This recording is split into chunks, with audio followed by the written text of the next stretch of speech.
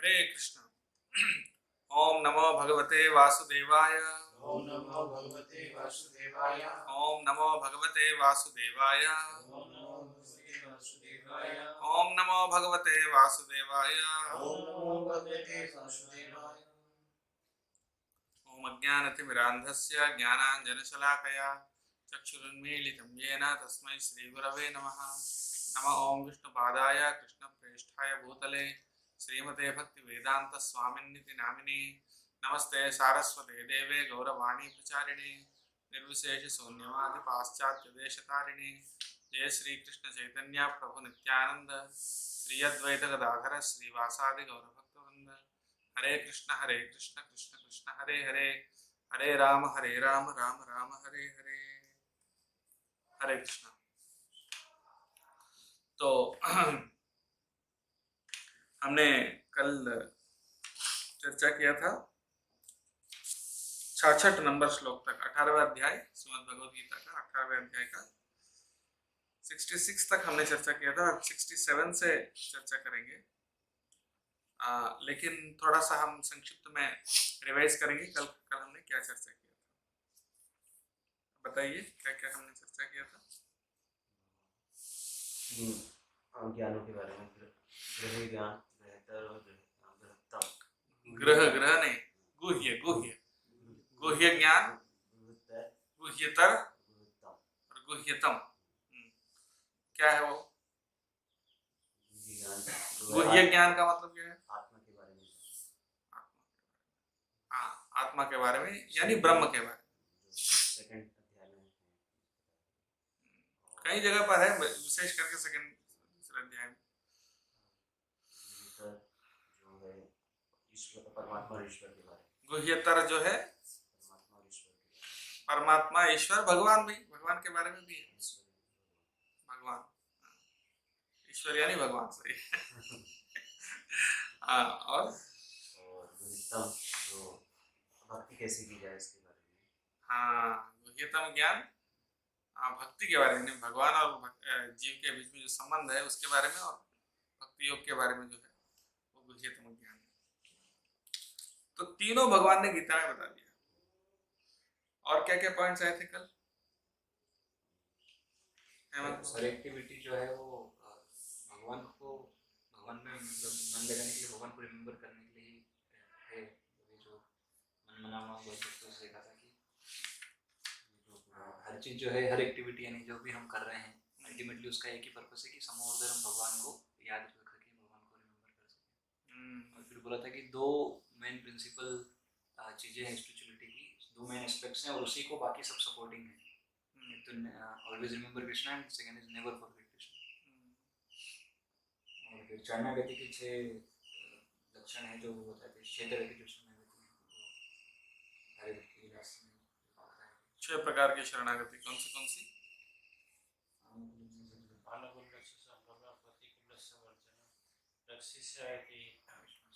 विश्वासो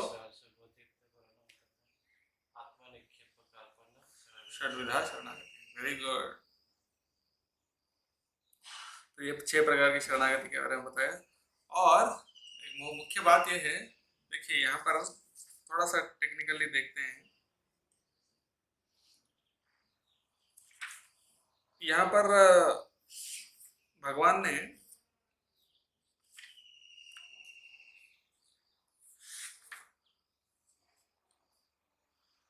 एक तो ये भी बताया था कि भगवान ने उनको फ्रीडम दिया अर्जुन को पूरा। अभी मैंने गुह्य से भी गुह्य ज्ञान मैंने आपको बता दिया, और अब आप इसके बारे में अच्छे से सोचो और आपको जो अच्छा लगे, जो आप करना चाहे वो करो, ऐसा बोले, है ना। फिर उसके बाद 64 नंबर श्लोक में बोला कि इति गुह्यतम, मतलब सर्वगुह्यतम भूय, सबसे गुह्य ज्ञान को मैं दोबारा रिपीट कर रहा हूँ। ऑलरेडी ये बोल चुके हैं पहले भी, मनमना भाव पहले भी बताए थे 9वें अध्याय में। गुह्यतम ज्ञान, और लेकिन यहाँ बोला भूय यानी रिपीट कर रहा हूँ मैं उसी चीज को, रिपीट करते हुए अभी सबसे परम वचन, मेरा सबसे सुप्रीम इंस्ट्रक्शन, सर्वोच्च उपदेश बहुत सारे उपदेश दिए, लेकिन सर्वोच्च उपदेश क्या है वो मैं रिपीट कर रहा हूँ। ये 64 नंबर श्लोक में बताया। फिर सिर्फ 2 श्लोकों में भगवान वो सर्वोच्च उपदेश को रिपीट कर रहे हैं। कौन से? 65 और 66, 65 और 66 में रिपीट कर रहे हैं। तो हमने कल चर्चा किया था। तो फिर 67 में फिर उसको किसको बताना है किसको नहीं बताना है ये बता दिया। तो 65 और 66 यही सुप्रीम इंस्ट्रक्शन है। तो अब श्री वैष्णव संप्रदाय में और गौड़ी वैष्णव संप्रदाय में छोटा सा एक अलग दृष्टिकोण है। जैसे श्री वैष्णव संप्रदाय में जो 66 नंबर, जो 66 नंबर श्लोक, यानी सर्वधर्मान परित्यज्य मामेकम शरणं व्रज, ये जो श्लोक है इसको चरम श्लोक मानते हैं। समझ गए? इसको चरम श्लोक मानते हैं। और जो ये संप्रदाय है गौड़ी संप्रदाय में हम किसको चरम श्लोक मानते हैं? चरम श्लोक सबसे इंपॉर्टेंट श्लोक गीता का, मन मना भव मत भक्तो 65 नंबर श्लोक जो है, मन मना भव मत भक्तो मद्याजी माम नमस्कुरु मामे वैश्य सत्यम ते प्रतिजाने प्रियोसमे, ये एक नंबर। उसके बाद सर्वधर्मान। तो ये थोड़ा सा ये है। तो वो शरणागति को ज्यादा महत्व देते हैं और हम भक्ति को ज्यादा महत्व देते हैं। ऐसा नहीं कि भक्ति अलग है शरणागति अलग है, दोनों जुड़े हुए हैं, फिर भी थोड़ा सा डेफिनेशन में डिफरेंस रहता है। भक्ति का मतलब मन भगवान पे लगाना और उनकी आराधना करना, उनकी सेवा करना। और शरणागति वो 6 प्रकार का शरणागति जो बताया गया, अनुकूल को ग्रहण करना, प्रतिकूल को वर्जन करना। लेकिन शरणागति भक्ति के लिए होती है, ऐसा नहीं भक्ति शरणागति के लिए होती है। तो एनीवेज, बट दोनों को मानते हैं। ऐसा नहीं कि हम शरणागति को नहीं मानते हैं या वो भक्ति को नहीं मानते हैं, ऐसा नहीं है। लेकिन प्रायोरिटी जिसको, क्योंकि वो भक्ति और प्रपत्ति यानी शरणागति, प्रपत्ति को 1 नंबर प्रेफरेंस देते हैं। वो भी तेंगलाई ब्रांच, जो श्री वैष्णव के 2 ब्रांच है, एक वड़गलाई और तेंगलाई। और तेंगलाई जो ब्रांच है वो प्रपत्ति को ज्यादा प्रेफरेंस देते हैं, और वड़गलाई जो ब्रांच है वो भक्ति को ज्यादा प्रायोरिटी देते हैं। ऐसा है। उन दोनों के बीच में वही विवाद चलता है कि भक्ति सबसे नंबर 1 है कि शरणागति सबसे नंबर 1 है। तो ऐसा, तो उसका जो 6 प्रकार की शरणागति ये मैंने एक्सप्लेन किया है कल। फिर आज हम 67 नंबर श्लोक से चर्चा करते हैं। बोलिए, इदं ते नातपस्काय ना भक्ताय कदाचन न चाशुश्रूषवे वाच्यं न च मां योऽभ्यसूयति। एक ही व्यक्ति श्लोक बोल रहे, बाकी दोनों बिजी है। आप भी रिपीट करो श्लोक। इदं ते नातपस्काय ना भक्ताय कदाचन न चाशुश्रूषवे वाच्यं न च मां योऽभ्यसूयति। तो इदं यानी ये जो ज्ञान है, न अतपस्काय। अतपस्क मतलब, तपस्क का मतलब क्या है? ये तपस्या करता है, तपस्क। अतपस्काय मतलब जो तपस्या नहीं करता है। जो तपस्या नहीं करता है उनको नहीं बोलना, न अतपस्काय। और ना भक्ताय, न अभक्ताय। अभक्त यानी जो भक्त नहीं है, अभक्त को नहीं बताना। कदाचन, कदाचन यानी कभी भी। न च अशुश्रूषवे, शुश्रूषा यानी सेवा करना।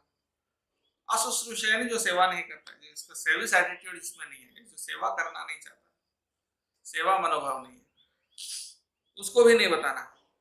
और चौथा और किसको नहीं बताना? न च माम यो अभ्यसूयति, जो मेरे प्रति असूया रखता है, यानी जो भगवान के प्रति द्वेष या भगवान के प्रति ईर्ष्या, भगवान के प्रति ईर्ष्या रखने वाला कोई व्यक्ति को नहीं बताना है। अब देखिए कोई प्रश्न पूछ सकते हैं कि हाँ,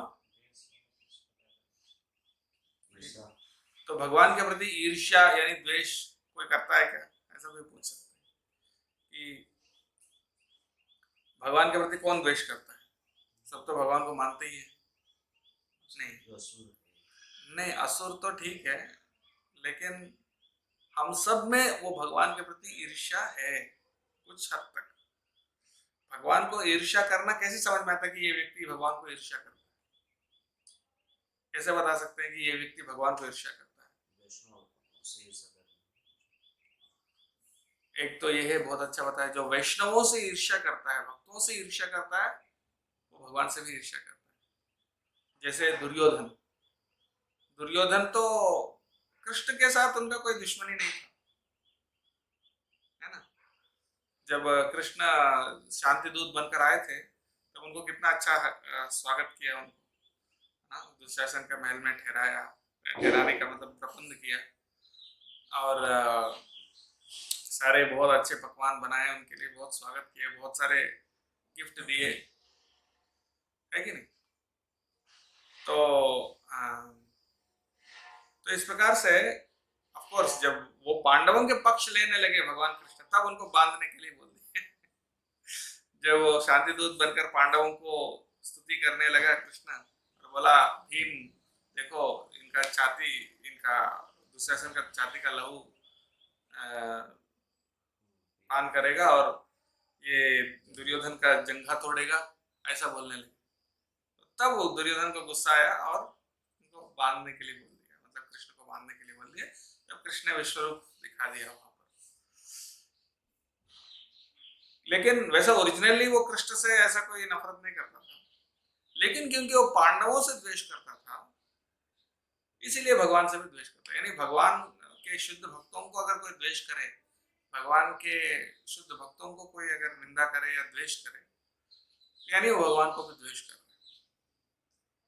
वो तो एक तरीका है, लेकिन और कैसे हम समझ सकते हैं कि कोई भगवान से द्वेष कर रहा है, भगवान से ईर्ष्या कर रहा है? हाँ, या भगवान बोल रहे हैं ना कि 4 प्रकार के लोगों को ये नहीं बताना। जो गीता का ज्ञान है, 4 प्रकार के लोगों को नहीं बताना। किस कौन कौन है वो? ना अतपस का, जो तपस्या नहीं करता उसको नहीं बताना, ना अभक्त आया, जो भक्त नहीं है उसको नहीं बताना, न न अशुश्रूषवे, जो शुश्रूषा है, सेवा नहीं करता है, उसको नहीं बताना, और जो भगवान को द्वेष करता है उनको नहीं बताना। ये 4 प्रकार के लोगों को नहीं बताना। एक एक को चर्चा करेंगे, लेकिन भगवान को ईर्ष्या कौन करता है, कैसे मालूम चलेगा? कैसे मालूम चलेगा? कोई व्यक्ति को देख रहे हो, प्रचार करने बाहर गए, बहुत सारे लोगों से मिलते हैं, आप किसी व्यक्ति को कैसे पहचान सकते हैं कि हाँ ये भगवान को द्वेष करता है, इसको नहीं बताना चाहिए? मनुष्य भावना से देखते हैं, मनुष्य भावना से देखते जैसे रास्ते में अपने जाओगे तो बहुत सारे लोगों को ऐसे भी हो सकता है उनको पता नहीं है, कहीं से कुछ पढ़ा है। माखन चोर है, चोरी करते थे, जो हमेशा अपोज में रहते हैं भगवान के, मतलब क्या है ऐसा कुछ नहीं नेगेटिव रखते हैं भगवान के, या फिर कोई भी फल की प्राप्ति नहीं होती तो वो जो अपने कार्मिक जो उनकी इच्छाएं रहती वो नहीं होती तो वो भगवान से द्वेष करना लग जाते हैं।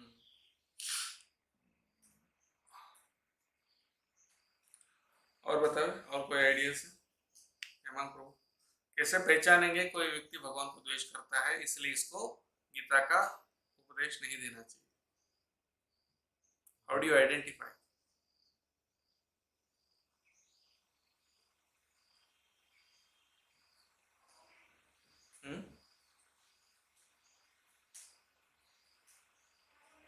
जैसे हम लोग भी नौवा अपराध है अश्रद्धालु भक्तों को कुछ तो देखते हैं कि मतलब जो सुनने लायक नहीं है उस पर नेगेटिव है, या फिर जो दूसरे मतलब धर्मों से हैं कि जिससे वो कभी कभी बहुत ही अगेंस्ट में रहता है, तो उनको अगेंस्ट का मतलब ये है कि वो नेगेटिव रहता है। सबसे पहले ये है, नहीं सही बताया आपने, जो व्यक्ति भगवान को साधारण व्यक्ति समझता है, और खुद को भगवान समझते हैं। बोलते हैं ना, मैं भी भगवान हूँ, आप भी भगवान है, सब भगवान है। ये जो इसको मायावादी फिलॉसफी बोलते हैं, कि मैं भी भगवान हूँ। ये एक प्रकार का मायावादी फिलॉसफी है। दूसरा है जो असली भगवान है, कृष्ण है, उनको साधारण समझ। अरे कृष्ण ने भी तो बहुत सारी गलतियां किया, उन्होंने भी तो अर्जुन से युद्ध करवा दिया है, बेकार में बहुत सारे लोगों को मरवा दिया है, बहुत पक्षपाती है, इस तरह से भगवान की निंदा करते हैं। कई बार भगवान के जो एक्टिविटीज है उसमें भी दोष निकालते हैं। भगवान के एक्टिविटीज में दोष निकालने वाले जो है वो भी अपराधी हैं। राम ने वाली को क्यों पीछे से मारा या चुपके से मारा, सीता को क्यों अग्नि परीक्षा करवाया, कृष्ण ने क्यों रासलीला किया। हाँ, ऐसा जो भगवान के एक्टिविटीज में इतने युद्ध करा के इतने करोड़ों लोगों को मरवा दिया, हाँ, और कूटनीति चलाया, ये वो करके, जिससे इस तरह भगवान की एक्टिविटीज में जो दोष आरोपण करते हैं करने के साथ गलत। हाँ, और साथ में ये भी बोलते हैं कि मैं भगवान हूं। तो ये जो है ये मायावादी फिलॉसफी यानी मायावादी तत्व, ये पूरी तरह से अपराध है, भगवान के प्रति अपराध है। इसलिए चैतन्य महाप्रभु ने हम सबको सिखाया कि मायावादी भाष्य सुनिले होय सर्वनाश, यानी मायावादी भाष्य कोई सुनता है उसका सर्वनाश होगा, इसलिए मायावादी भाष्य नहीं सुनना चाहिए। ठीक है, तो मायावादी भाष्य यानी जो आदि शंकराचार्य के जो भाष्य है उसको मायावादी भाष्य कहते हैं, शारीरिक भाष्य। तो अभी प्रश्न पूछा जा सकता है कि आदि शंकराचार्य गलत थे। फिर चैतन्य महाप्रभु उसके लिए बताते हैं आदि शंकराचार्य कौन है, स्वयं शिव जी है, शिव जी के अवतार है। तो शंकराचार्य तो महान भक्त थे भगवान के, शंकराचार्य को हम मानते हैं, लेकिन शंकराचार्य ने जो जो फिलॉसफी दिया है, मायावादी जो भाष्य दिया है कि आत्मा ही परमात्मा है, जीवात्मा ही परमात्मा है, ये जो भाष्य ये गलत है। तो फिर आप प्रश्न पूछ सकते हैं अगर वो स्वयं शिव जी हैं तो गलत भाष्य क्यों दिया? क्योंकि उनको भगवान ने आदेश दिया कि कलयुग में जाकर इस प्रकार का मायावादी तत्व को स्थापन करो। भगवान के आदेश के अनुसार शिव जी शंकराचार्य के रूप में आए थे और उन्होंने क्या किया, ये मायावादी भाष्य को सिखाया। मायावाद असत शास्त्रम, एक पुराण में शिव जी पार्वती से कहते हैं कि मैंने ही कलयुग में ब्राह्मण के रूप में शंकराचार्य के रूप में आया और जो गलत सिद्धांत है उसको फैलाया। क्यों फैलाया, फिर भगवान ने क्यों उनको बताया, ऐसा आदेश क्यों दिया फिर भगवान ने, उसका भी कारण है, वो भी बताता हूँ। तो शिवजी पार्वती से क्या कहते हैं, मायावादम असत शास्त्रम प्रच्छन्नम बौद्धम उच्यते मयैव विहितम देवी कलौ ब्राह्मण रूपिणा। मायावादम असत शास्त्रम, असत यानी जो सत्य नहीं है, असत, असत शास्त्रम प्रच्छन्नम बौद्धम उच्यते, यानी बौद्ध दर्शन का ही प्रच्छन्न स्वरूप है। मयैव विहितम देवी, मैंने ही उसको फैलाया कलौ, कलियुग में ब्राह्मण रूपिणा, ब्राह्मण के रूप में। शिव जी पार्वती से कहते हैं। और एक और श्लोक है,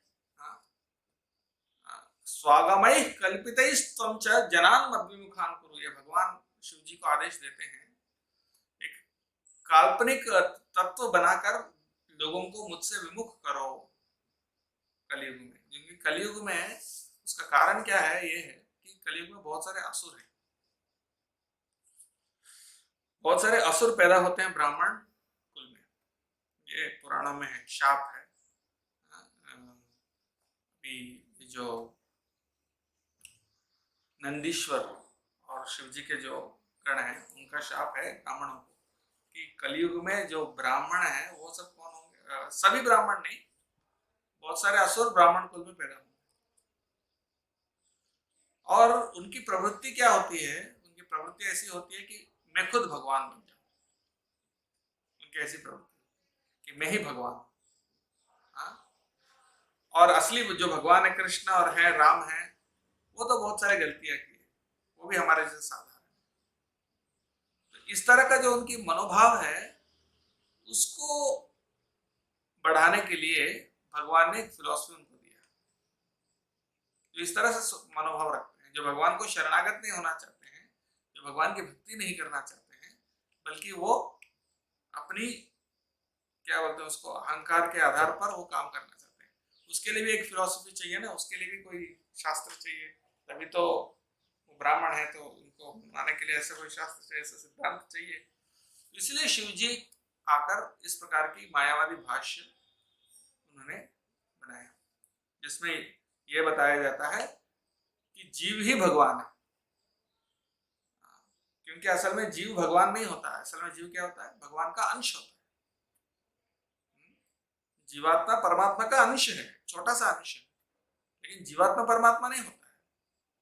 जैसे समुंदर और बूंद, समुंदर में से एक बूंद लिया तो सारे लक्षण समान है दोनों का, लेकिन परिमाण में अंतर है। समुंदर तो बहुत बड़ा है, अनंत है, और बूंद बहुत छोटा है। तो इसीलिए ये मायावादी फिलॉसफी को हमें सुनना नहीं चाहिए। बहुत सारे आजकल तथाकथित गुरु हैं, लोग नहीं जानते हैं, लोग तो कोई भी भगवे वस्त्र पहन पहन के कोई अच्छा प्रवचन देते हैं तो लोग उनको मान लेते हैं कि ये गुरु जी हैं, साधु हैं, महात्मा हैं, उनसे हम सुन लेंगे, बहुत अच्छा मीठा प्रवचन करना उनको आता है। लेकिन उनको ये फर्क नहीं पता है कि वैष्णव कौन है और मायावादी कौन है। क्योंकि मायावादी सिद्धांत जो है भक्ति का पूरी तरह से उल्टा है, विपरीत है। ये भक्ति में हम क्या मानते हैं, भगवान को परफेक्ट मानते हैं ना, भगवान तो परफेक्ट है, भगवान में कोई दोष नहीं हो सकता है, इसलिए उनका नाम अच्युत है। अच्युत का मतलब जो कभी भी गलत नहीं कर सकते, जो कभी भी पतन नहीं हो सकता, कभी माया से प्रभावित नहीं हो सकते, ये भगवान है। भगवान कोई गलत कर ही नहीं सकता, अगर वो गलत करेंगे तो भगवान होंगे ही नहीं। तो ये भक्ति का सिद्धांत है। और जीव तो हमेशा भगवान का दास है, भगवान का नित्य दास है। और मायावादी सिद्धांत तो उसका उल्टा है, वो बोलता है जीव ही भगवान है, और भगवान भी जब अवतार लेते हैं तो वो भी साधारण मनुष्य बन जाते हैं, वो भी गलतियां करते हैं।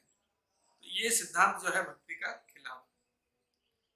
लेकिन बहुत सारे ऐसे दार्शनिक हैं जो मायावादी सिद्धांत को प्रचार करते हैं भक्ति के नाम पे, गीता के नाम पे, इसलिए प्रभुपाद जी उन सबका खंडन करते हैं।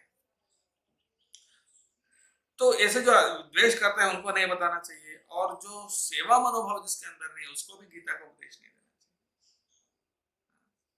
चाहिए। यानी देखिए, अगर भक्ति में मैंने देखा पिछले 20 साल से कि जो भक्ति में आते हैं कौन ज्यादा एडवांस करता है, बहुत जल्दी बहुत फास्ट कौन एडवांस करता है, वो एडवांस करता है जिसके अंदर सेवा मनोभाव,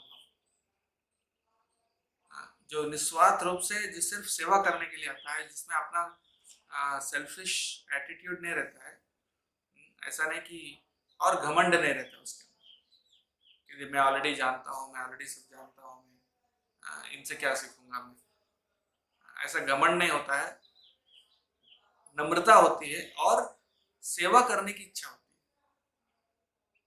जो ऐसा व्यक्ति होता है वो बहुत जल्दी आगे बढ़ता है, और उसके अंदर वो उनको भगवान को मानना भी चाहिए, भगवान के प्रति भक्ति भी होना चाहिए कुछ हद तक, थोड़ा सा शुरुआत में कम से कम, और तपस्या भी करना है। तपस्या का मतलब क्या है, तपस्या का मतलब ये नहीं कि बैठ के खाना पीना छोड़ के एकदम से, ऐसा जो आजकल सीरियल्स में दिखाते हैं ऋषि मुनि कैसे तपस्या करते हैं एक पैर पे खड़ा होकर। तपस्या का मतलब ये नहीं, तपस्या का मतलब ये है कि भक्ति के लिए कुछ नियम पालन करने के लिए तैयार होना चाहिए। ऐसा नहीं कि मुझे मांस मछली सब अंडे सब खाते रहूंगा, दारू भी पीते रहूंगा, सिगरेट भी फूकते रहूंगा, गंजा भी खाते रहूंगा, साथ में भक्ति भी करते रहूंगा, ऐसा नहीं। तपस्या यानी जो गलत चीजें उसको छोड़ना, अच्छी आदतें डेवलप करना, उसके लिए तैयार होना चाहिए। तो ये जब करता है ऐसे व्यक्ति को ही उपदेश देना चाहिए। फिर अगले श्लोक में देखिए, य इदं परमं गुह्यं मद्भक्तेष्वभिधास्यति भक्तिं मयि परां कृत्वा मामे वैश्यत्य संशयम असंशयः। तो अभी बता रहे, देखिए बहुत सुंदर श्लोक है। ये जो गुह्य ज्ञान है, हाँ, परमं गुह्यम, परम गुह्य जो ज्ञान है, या इदम, इस परम गुह्य ज्ञान को मद भक्तेषु अभिधास्यति, जो मेरे भक्तों को बताता है, भक्तिमयी पराम कृत्वा, वो व्यक्ति खुद परम भक्ति को प्राप्त करके और मुझे, मेरे धाम को प्राप्त करेगा। मामेव एष्यति, मुझे ही प्राप्त करेगा, मेरा धाम में चला जाएगा। असंशय है, उसमें कोई डाउट नहीं। इसका मतलब जो इस गीता का संदेश को भगवान के भक्तों को बताता है, वो परम भक्ति को प्राप्त करके मेरे धाम में प्रवेश करेगा। अब देखो, इसमें प्रश्न आना चाहिए। प्रश्न ये आता है कि अगर ये क्या बोल रहे हैं, किनको बताना चाहिए गीता का ज्ञान? किनको बताना चाहिए? 4 लोगों के अलावा नहीं, इस श्लोक की बात कर रहा हूँ। इस श्लोक में देखो, तुम वहां क्यों चले गए? इस श्लोक में क्या होता है? यदम परमं गुह्यम मद भक्तेषु अभिधास्यति, यानी भक्तों को बताना चाहिए, बता रहे हैं ना। मद भक्तेषु अभिधास्यति, यानी मेरे भक्तों को बताना चाहिए। वो तो पहले बता दिया, अभी किनको बताना चाहिए? भक्तों को बताना चाहिए। तो भक्तों को बताना, भक्त है तो उसको बताने की जरूरत है, पहले से भक्त है। जिसमें श्रद्धा है वो भक्ति जान के फिर एडवांसमेंट कर। हाँ, और इसमें आगे और क्या बोल रहे हैं? जो बताता है वो परम भक्ति करता है, वो उससे ऊंची लेवल पे। तो यहाँ पर दो चीज बहुत महत्वपूर्ण हमें समझने वाली बात है। एक तो सुनने वाला भी भक्त होना चाहिए और बोलने वाला भी भक्त होना चाहिए, पहली बात। तो सुनने वाला भी भक्त है, बोलने वाला भी भक्त है, लेकिन तो दोनों में कुछ तो अंतर होगा ना, इसलिए तो ये बोल रहा है और वो सुन रहा है। अंतर क्या है? भक्ति का लेवल। यानी सुनने के लिए भी कुछ भक्ति होनी चाहिए और बोलने के लिए भी भक्ति होना चाहिए, लेकिन दोनों में अंतर है कि बोलने वाले की भक्ति का लेवल एडवांस्ड है और सुनने वाले की भक्ति का लेवल थोड़ा सा कम है।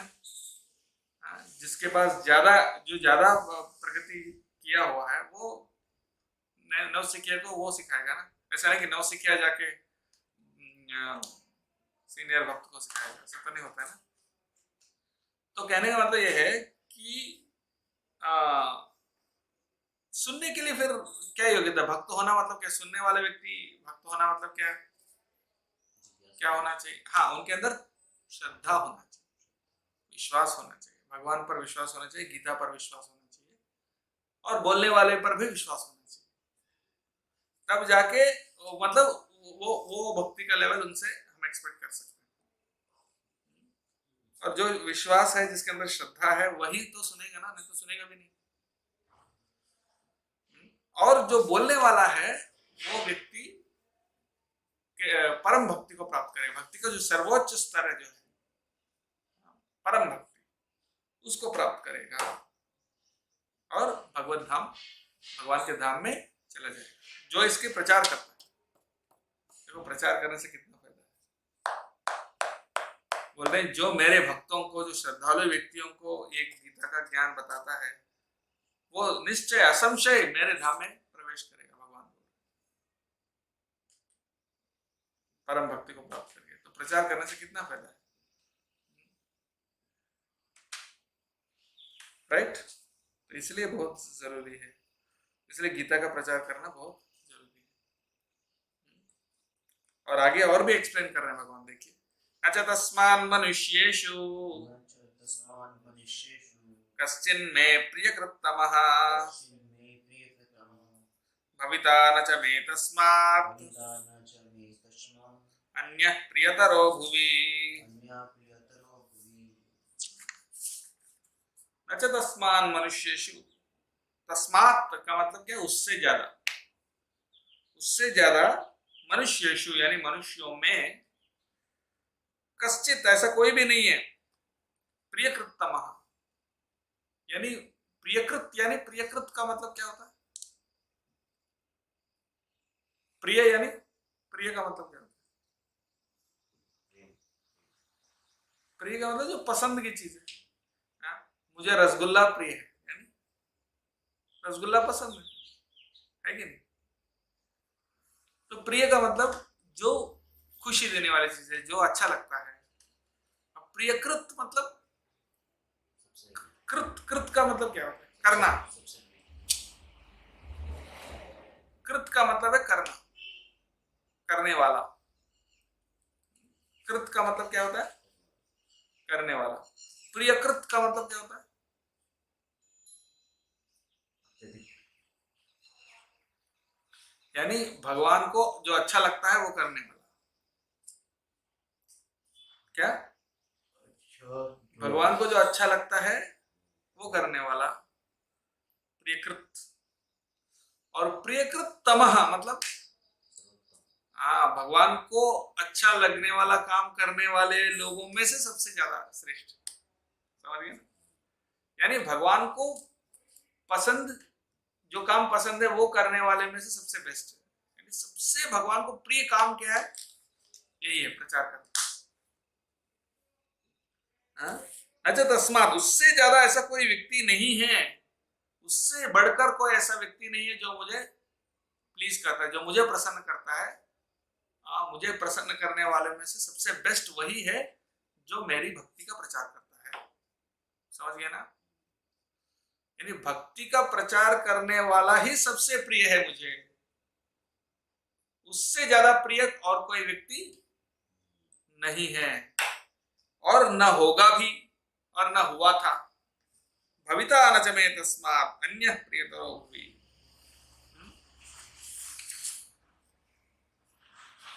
उससे ज्यादा प्रिय और कोई होगा भी नहीं, उससे ज्यादा प्रिय कोई व्यक्ति है नहीं, और उससे ज्यादा प्रिय और कोई व्यक्ति होगा भी नहीं।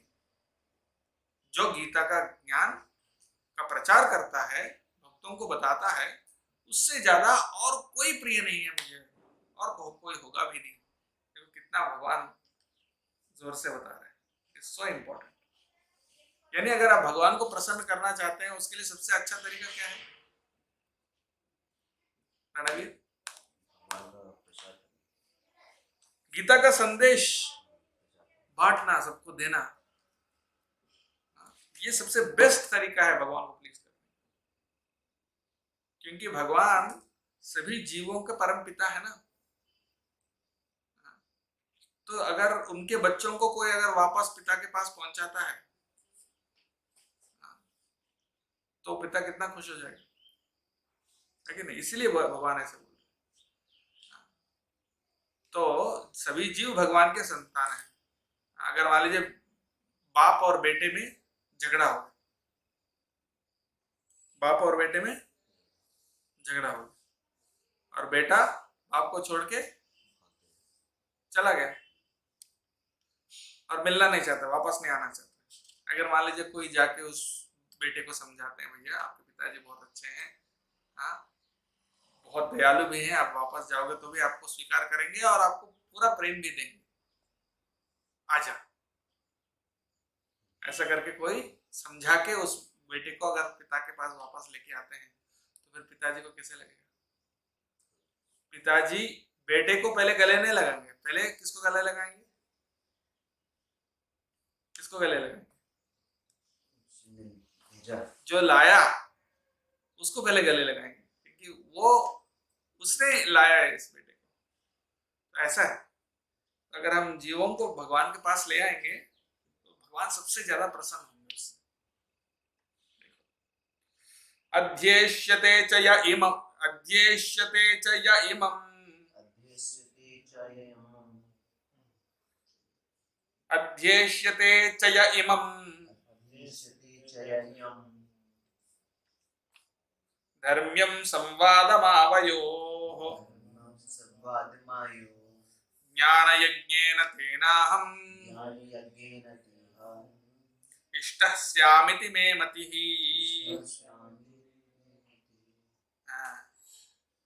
अध्येष्यते यानी अध्ययन करता है, अध्ययन करना, करता है बोलने के लिए संस्कृत में अध्येष्यते जो अध्ययन करता है किसको, इमम, इमम संवादम, इमम यानी यह इमम संवादम यानी यह संवाद। यह संवाद कौन सा संवाद है? कौन सा संवाद? अर्जुन और कृष्ण के बीच में जो संवाद है, धर्मियम यानी परम धर्म के बारे में बात कर रहे हैं। आवयो यानी अपना, अपने दोनों का ये जो संवाद है, आवयो संवादम यानी अपने दोनों का जो संवाद है, जो परम धर्म है, जो इसको पढ़ता है, जो इसका अध्ययन करता है, ज्ञान यज्ञेन तेना हम इष्टस्यामिति में मतिः, यानी ज्ञान यज्ञ से वो मुझे आराधना कर रहा है, ज्ञान यज्ञ से वो मेरी पूजा कर रहा है। समझ गया ना? ज्ञान यज्ञ, अपनी बुद्धि से, अपने ज्ञान से वो मेरी आराधना कर रहा है। पूजा ऐसा नहीं कि सिर्फ फूलों से किया जाता है, या अगरबत्ती से और दीप वगैरह जला के ही पूजा किया जाता है। अपनी बुद्धि से भी, अपने ज्ञान से भी हम भगवान को आराधना कर सकते हैं। वो कैसे? ये गीता पढ़ना जो है, गीता का अध्ययन करना जो है, यह भी भगवान का ही आराधना है। मंदिर में आके भगवान की जो आराधना है, वैसे ही ये भी है। अपने बुद्धि से, अपने ज्ञान से, वो ज्ञान यज्ञ से वो मेरी पूजा कर रहे हैं। श्रद्धावान अनसूयश्च शृणुयादपि यो नरः सोऽपि मुक्तः शुभालोकान् प्राप्नुयात् पुण्यकर्मणाम्। श्रद्धावान अनसूयश्च,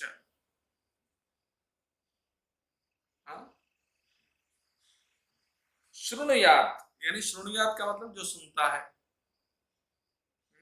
यो नरः यानी जो व्यक्ति इसको सुनता है। श्रद्धा और क्या लक्षण होना चाहिए? सिर्फ सुनना नहीं, कैसे सुनना चाहिए? श्रद्धावान, श्रद्धा से सुनना चाहिए। और क्या लक्षण होता है? अनसूयश्च यानी असूया वर्जित, असूया से वर्जित होना चाहिए। श्रद्धा भी होना चाहिए और असूया भी नहीं रहना चाहिए। ऐसा को जो व्यक्ति सुनता है, सो विमुक्तः शुभालोकान् प्राप्नुयात् पुण्य कर्मणा, और वो भी अच्छे लोगों को प्राप्त करता है। पुण्य कर्म करने से जो लोग मिलता है, उन लोगों को प्राप्त करता है। जो व्यक्ति सुनता है वो भी, समझ गए? प्राप्नुयात् पुण्य कर्मणाम। पहले तो, इससे पहले वाले श्लोक में किसके बारे में बताया था? जो संवाद का अध्ययन करता है। हाँ, उससे पहले किसके बारे में बताया था? क्या फटाफट। हाँ, पहले बताया था जो बोलने वाला, उसके बारे में। बोलने वाले का क्या होगा? बोलने वाला तो सबसे ज्यादा प्रिय है और वो मेरे धाम को प्राप्त करेगा, मेरे परम धाम को प्राप्त करेगा। और अभी सुनने वाले की बात कर रहे हैं, सुनने वाला भी मुक्त हो जाएगा और शुभ लोगों को प्राप्त करेगा। प्रभुपाद जी तात्पर्य में क्या बोल रहे हैं?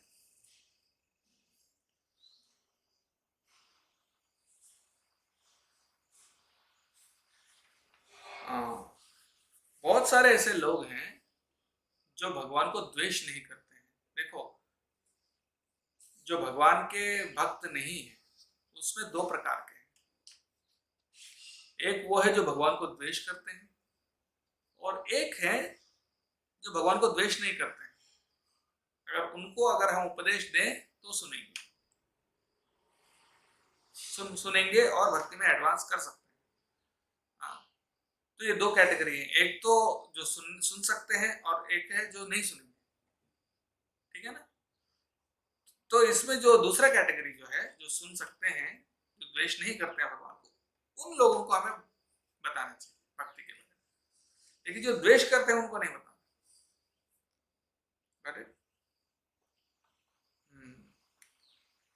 सिर्फ सुनने से भी, या कुछ नहीं करना, सिर्फ बैठ के सुनने से भी कितना फायदा। देखो सुनना भी कितना आसान है, कितना आसान काम है, बैठो सुनो बस। सिर्फ ये सुनने से भी कितना इसमें फल है। सभी प्रकार का पाप से हम मुक्त हो जाते हैं। बड़े बड़े यज्ञ जैसे अश्वमेध यज्ञ, बहुत बड़े बड़े यज्ञ होते हैं वेदों में, जो राजा महाराजा करते थे पहले जमाने में। तो वो सारे कर्म करने का फल मिल जाता है सिर्फ बैठ के गीता सुनने से। बड़े बड़े अश्वमेध यज्ञ, गोमेध यज्ञ, बड़े बड़े करोड़ों करोड़ों रुपए खर्च करके जैसे बड़े राजा महाराजा जो यज्ञ करते थे, वो सारे करने की कोई जरूरत नहीं। उसका फल सिर्फ बैठ के गीता सुनने से उससे भी ज्यादा मिलता है।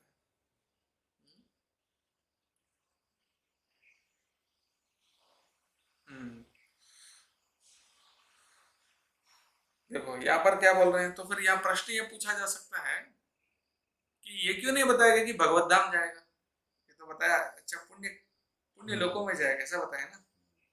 तो सुनने वाला कहाँ जाएगा, अच्छे पुण्य लोकों में जाएगा। ये नहीं बताया कि मेरे धाम में जाएगा, भगवत धाम में जाएगा। तो क्या सुनने वाला भगवत धाम नहीं जाएगा, नहीं जा सकता, ऐसा क्यों बोला। चेतना किस पर डिपेंड उससे तो वो सर्वोत्तम प्रिय है, तो ये थोड़ा कम प्रिय वो एक अवसर है मतलब भक्ति करने के लिए, पर वही सब कुछ नहीं है। उनको भी तो कुछ करना पड़ेगा। दैट इज द केवल हियरिंग मतलब एक अवसर प्रदान हुआ उनको भक्ति करने के लिए, पर उससे आगे भी बढ़ना है। ऐसा नहीं कि वहीं तक सीमित होकर बस वही करना। परीक्षित महाराज ने सिर्फ श्रवण किया।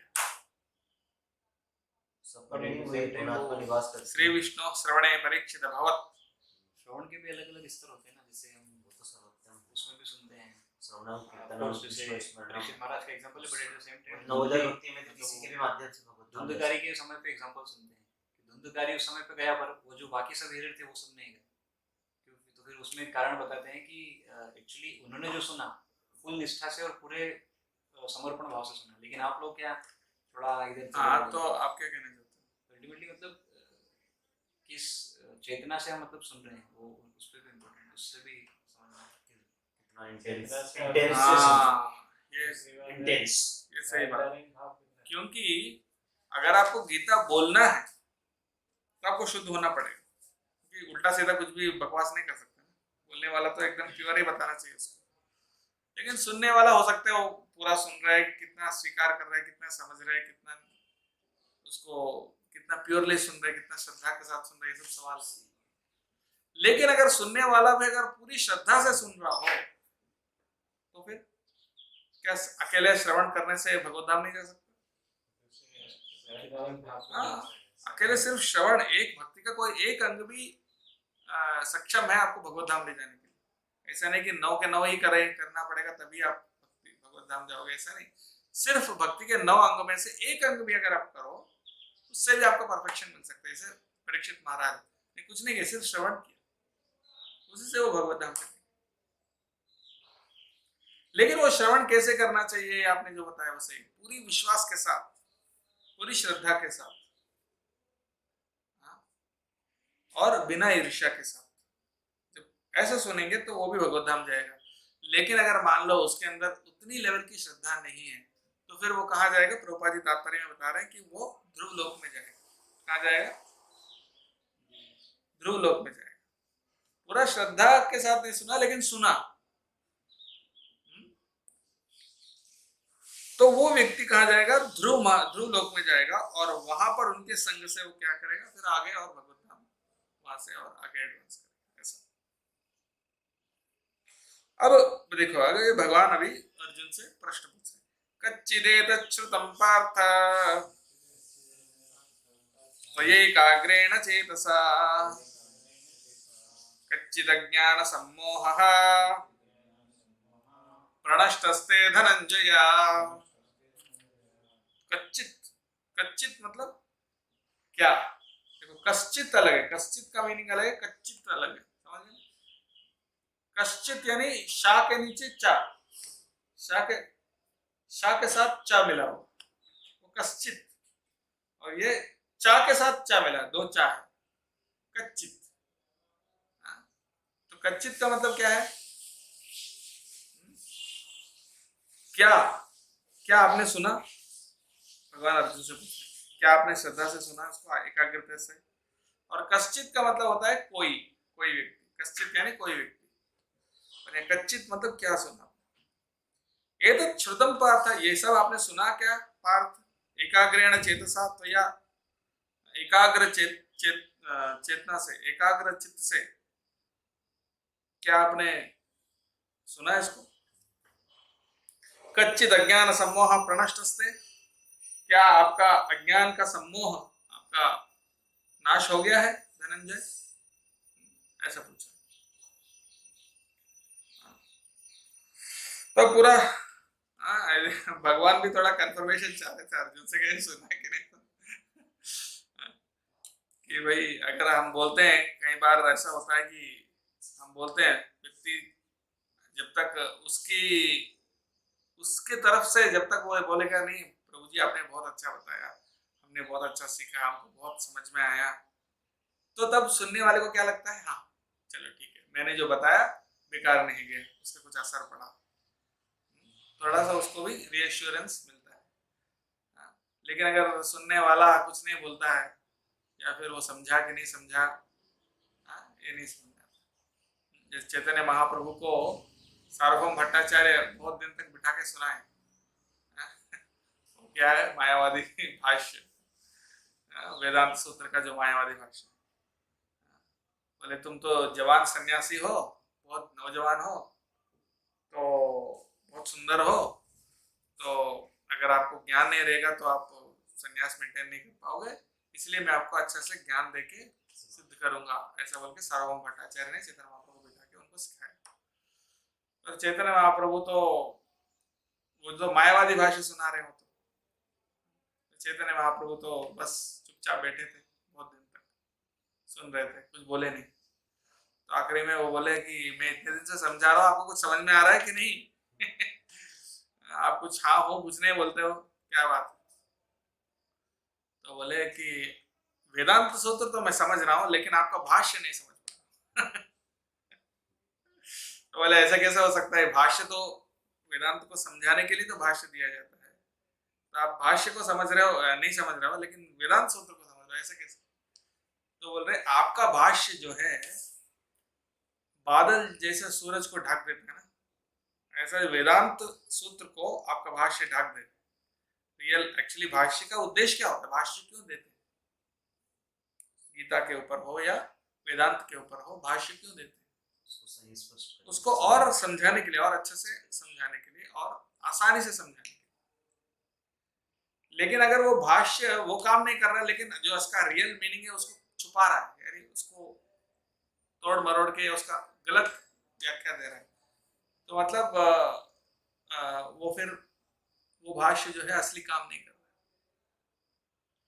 तो इसलिए चैतन्य महाप्रभु ने बोला मैं वेदांत सूत्र समझ रहा हूँ, लेकिन आपका भाष्य नहीं समझ रहा, यानी आपका भाष्य उसका सही अर्थ नहीं दे रहा है। इसका फिर तब वो बोल रहे अच्छा ऐसा है, तो फिर आपका क्या समझा, आपने कैसे समझा वेदांत सूत्र? और तब चैतन्य महाप्रभु अपने भाष्य देते, वो सुन के सार्वभौम भट्टाचार्य समझ जाते हैं ये कोई साधारण व्यक्ति नहीं है, तो स्वयं भगवान। समझ गए ना? तो ऐसा तो प्रभुपाद जी तात्पर्य वो बोल रहे हैं कि कोई भी व्यक्ति जो इस टीचिंग्स को भगवान से सुने या भगवान के प्रतिनिधि से सुने, वो मुक्त हो जाएगा और अज्ञान से मुक्त हो जाएगा, भगवत धाम को प्राप्त करेगा।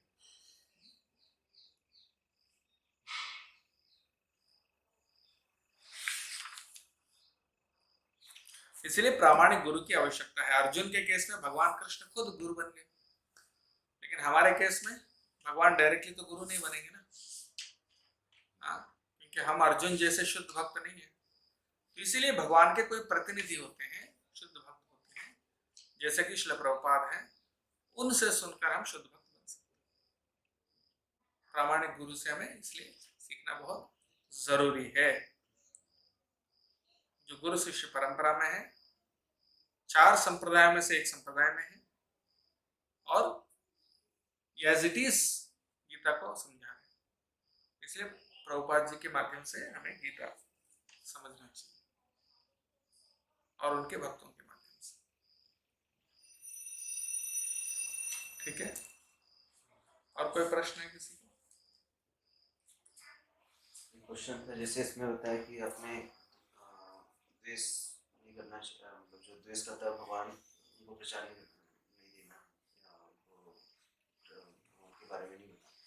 लेकिन मार्केट में जो निरंकारी मानते तो वो तो फिर एक्सेप्ट करने को तैयार ही नहीं होते, तो उनको क्या बताना चाहिए या फिर? बहुत अच्छा प्रश्न है। क्या है उसके लिए जवाब ये है कि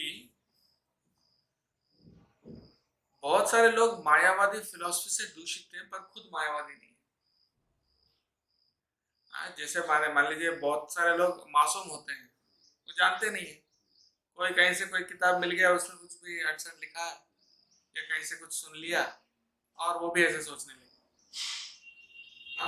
ऐसा उनको हमें मायावादी बोल के ये नहीं करना है। उनको समझना चाहिए कि वो व्यक्ति मासूम है, भटका हुआ है, कई लोग भटके हुए रहते हैं। लेकिन जो कट्टर मायावादी हैं, जो बिल्कुल आपसे सुनेंगे नहीं और इनफैक्ट आप जितना बोलोगे उतना उनके अंदर द्वेष और बढ़ेगा, उसको तो अवॉइड करना चाहिए। लेकिन जो मासूम है, कहीं से उनको गलत धारणा हो गई, पर अगर आप उनको अच्छे से समझाओगे तो सुनने के लिए भी तैयार होते हैं। उनको तो आप समझा सकते हैं, उनको समझाना चाहिए। 99% तो ऐसे ही होते हैं, मासूम होते हैं, जानते नहीं।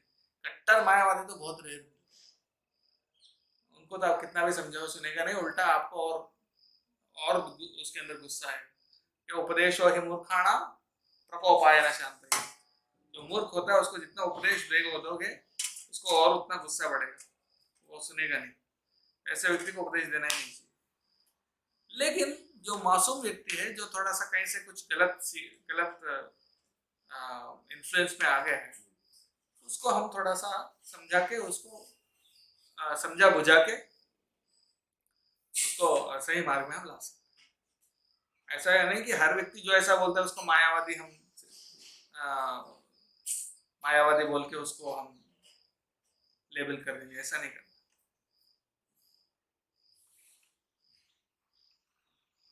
और कोई प्रश्न है?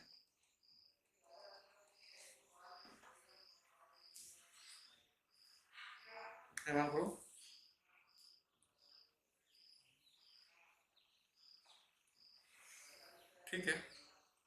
जय श्रीमद् भगवद गीता की, श्रील प्रभुपाद की, गौर प्रेमानंदे।